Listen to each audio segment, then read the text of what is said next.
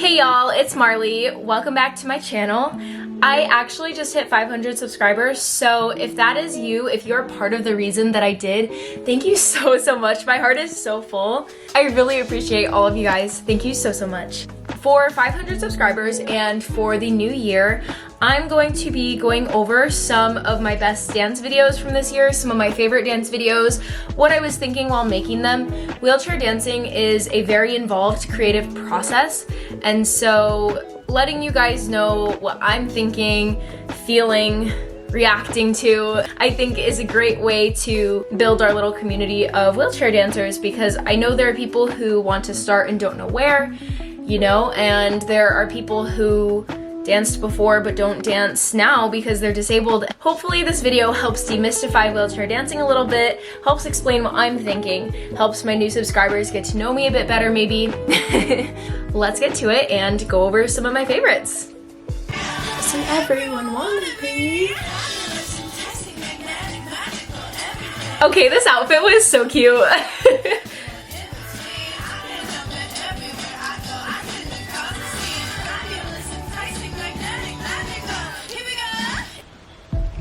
I really enjoyed that one. I enjoyed making it. It was the first time that I was testing the limits of my body after a new diagnosis of chronic inflammatory demyelinating polyneuropathy. So I was dealing with new weakness in my body from CIDP, and I was relearning what movement my body was capable of. So this video was really important to me for that, and it proved to me that I could still move joyfully even if it wasn't the same as before. So I really appreciated that. And also the outfit was so cute, oh my gosh. Rock your body, rock that body, come on, rock that body, rock your body, rock that body, come on, rock that body, rock your body. That one was so fun because I'd essentially started out trying to adapt the able-bodied version of the trend because Rock Your Body by the Black Eyed Peas was trending on TikTok for a while. I started out that way, but I moved more into expressing myself, and I had a lot more freedom because I hadn't seen any other wheelchair users do that dance yet. So it kind of turned into my own choreo. I really like the symmetrical way of doing choreography, especially when you're a wheelchair user. It makes it easier for those of us with less torso strength to follow along, and also just it's easier to feel the rhythm if you're doing 1 and 2 and 3 and 4, 5, 6, 7, 8. It's a lot easier to feel the rhythm and just be there rather than worrying about the physical constraints of your body.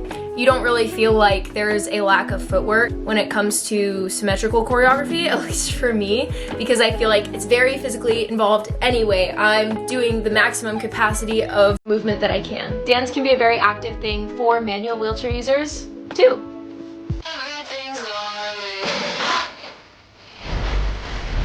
This diva! They trying to copy and lift it.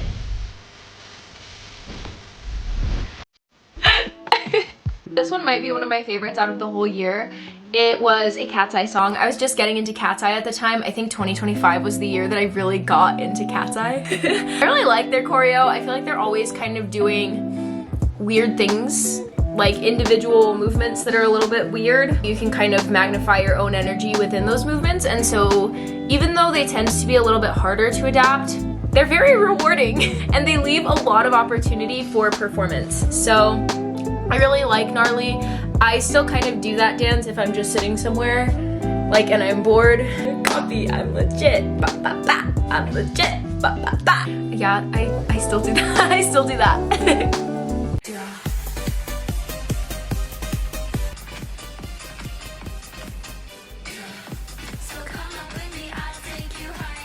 Okay, so that one was a challenge that I decided to take on because I do like K-pop and I like Blackpink. Obviously the choreo for the able-bodied trend was very involved. It literally had people jumping with the one leg up, ba ba ba ba. It looked like they were jump roping. And obviously, because I'm a full-time wheelchair user, I'm not gonna be jump roping anytime soon. I'm not gonna be able to make that motion completely. I aimed to replicate the movement by having my mom hold the camera, and walk down the street. And I basically rolled at a slight downhill grade towards her. I was rolling towards the camera, essentially chasing it to create the same sense of movement and activity. I would say it was probably a little more physically involved than if I were able-bodied and just setting up a camera and doing the little jump roping motions for most of the choreo. That was the first video in which I truly used keyframes for my own content. I did have an edit account at one point in my past life, but I never really like used keyframes in content with my face on it. So it created the same sense of movement that I felt like I was missing compared to able-bodied dance. This one wasn't my favorite out of the whole year. It was mostly because the lighting and weather were just really not on my side when I went to film. I came up with that combo at work. So I was literally sitting at my desk in my old office job that I had and just sitting there like, oh, would you look for me too? I just remember thinking that it was such a cool idea. So I like went to lunch that day, just locked in on feeling the music and improvising. I think that was the first time since I've become disabled that I've truly been able to dedicate my whole self to a combo. But it was very nice to take a break from the really active songs and kind of do something that involved more stationary. In a room full of people, I would look for you, regret, full of love. I tried to body the complexity of how I felt the song to be, and I would say I succeeded for the capacities that I have to do so. The Cat's Eye Milkshake got back.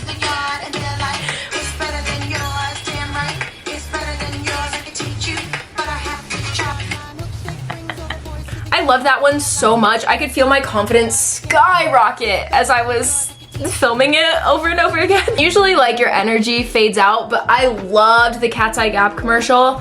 The only thing that I think could have made it better is hiring a wheelchair dancer. So Gap or Cat's Eye, whenever you need a disabled dancer, hit me up. This one was really fun. It gave me the same feeling that I hadn't had in a while because I was a competitive all-star cheerleader, and I remember being able to just leave it all out on the floor, like went full out. I felt the win.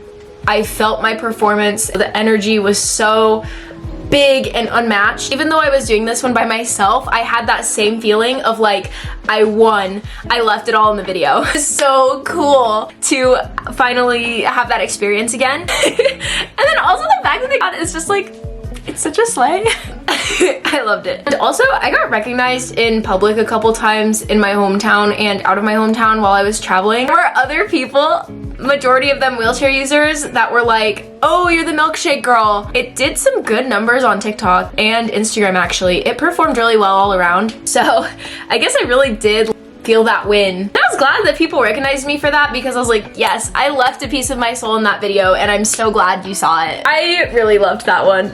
I thought it was iconic. I thought it embodied me a lot. So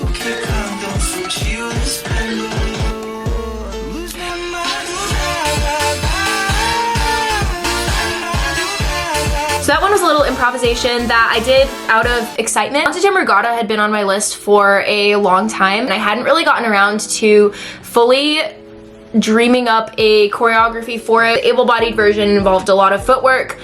And so I was on cloud 9 that morning. I pulled my phone to the side and I felt so pretty, and I was like, I'm just gonna hit record and improvise. In terms of people's reception of the video, it brought back a lot of the comments that were like, oh my gosh, don't fall in a wheelie, so scared for you. Even though it looks really gravity defying, comments like that sort of aren't productive. A lot of people who do wheelies as frequently and as crazy as I do tend to know their bodies pretty well. And so typically with those comments, I'm like, I know my body, I was having fun, we were feeling ourselves. If there's one thing that I want my able-bodied audience to take away from this video, it's that if a disabled person is doing wheelies, you can let them have fun, because a lot of us have developed the balance and sense with our bodies to know how to do that.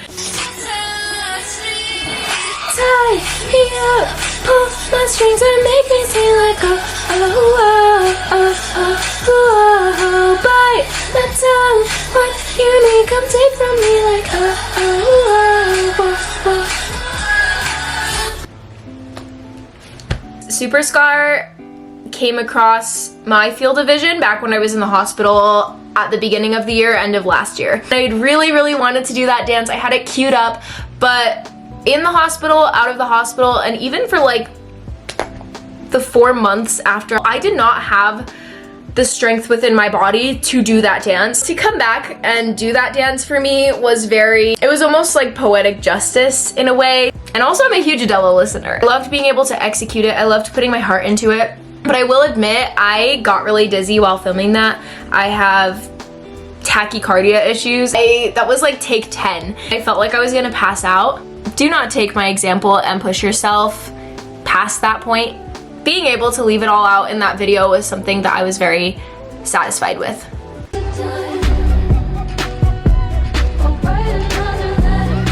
So this was one of my first dance classes in Colorado, but also just I consistently decided to go back to dance class. And it was a really hard decision for me because going back to dance, I felt like I was going to be judged, looked at funny, and so a lot of people aren't used to seeing wheelchair dance. They aren't used to making choreography for it. Being able to adapt it, I think, was something I was working on in this video. Adapting able-bodied choreo directly in class at the same pace that everyone else is learning it. It is 100% an extra mental load. It is very hard to do because you have to find ways to substitute for footwork, and it may not always be the same arm movement as everyone else is doing. So to figure out a way to say, hey, how can I recreate the movement that everyone else is doing while I don't have use of my legs, it's a little difficult. And so I was very proud of this video, and the owner of Elemental Studios actually reached out to me and she was like, hey, can I post this video? And I was like, yes! So they posted it on the official studio page, and I was like, oh my gosh, like this is such a win. I was really happy with that outcome. In the video, you can definitely tell that I was adapting choreography that wasn't made for me. I didn't have the usual preparation time, solo time, recording time that I do when I do dances with myself. So to take on that extra mental load and figure out what my plan of action was very new to me. And in addition to that, I experimented with making new shapes of my body because The Diner by Billie Eilish is about a stalker. Like, she sings in the voice and perspective of a stalker. I wanted to try something new and odd, especially since the choreography had a lot of movement that I couldn't really do. Overall, this year was one that I'm really proud of, specifically for my personal growth, but also my growth as a professional dancer. If you haven't caught me yet, my biggest dance project of the year was the I'm Not Remarkable commercial by Apple. In the back, in the library scene, if you want a little Easter egg, and then I'm also in the finale. You're all kind of going towards the camera in like this Grease style ending, and it goes, and we will strive and we will fail and we'll get hurt but we'll prevail. And on Prevail, that's when we come in. And then there's a little banner that says like designed for every student, and I'm right underneath it. I thought that was really cool. That was my biggest project of the year. I'm going to go ahead and link that video down below just so that you can see that video, maybe a card if I can figure those things out. I was very proud of that one. I'm so excited for next year. I have some really amazing projects coming up that I literally cannot wait to share with you guys. I cannot wait. I feel like Tom Holland when he like accidentally spoiled the next Spider-Man movie, if you guys know what I'm talking about, but I'm not gonna spoil. Thank you so much for supporting me along in my journey this year as a dancer, and I'm so excited for next year.